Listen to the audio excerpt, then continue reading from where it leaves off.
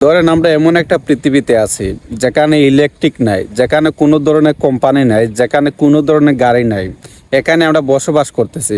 তাহলে কেমন হয়? আমরা আধুনিক যুগে আমরা যেত প্রবেশ করতেছি, এত আমাদের অনেক টেনশন বেড়ে যাচ্ছে, আমাদের নিয়মিত ঘুম হচ্ছে না। কিন্তু আজ থেকে কয়েক হাজার বছর আগে যখন এই গাড়ি ছিল না, এই বিদ্যুৎ ছিল না, এই ইন্ডাস্ট্রি ছিল না, কোম্পানি ছিল না, বিভিন্ন ধরনের কোম্পানি ছিল না, এত টেকনোলজি ছিল না, তখনও মানুষ অনেক দিন বেঁচে আছিল। কিন্তু আধুনিক যুগে এসে আমাদের গড় আয়ু হচ্ছে 70 অথবা 60, এর মধ্যে আমাদের গড় আয়ু হচ্ছে, এর মধ্যেই আমরা মারা যাচ্ছি। কেন যাচ্ছি? এত আধুনিক হওয়ার পরেও আমরা কেন মারা যাচ্ছি?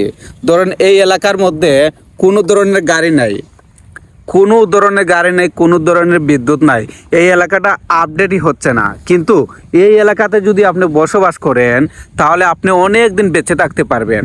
ধরেন আপনি দৈনিক এই সাগর থেকে আপনি মাছ শিকার করলেন, আর এই মাছ আপনি খেয়ে বেঁচে থাকলেন, তারপরও আপনি অনেক বছর বেঁচে থাকতে পারবেন।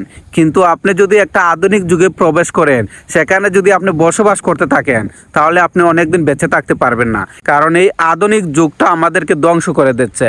আমাদের মানুষ যত আপডেট হচ্ছে, আমাদের মানুষ যত আধুনিক হচ্ছে, এত আমাদের মানুষ তাড়াতাড়ি মারা যাচ্ছে।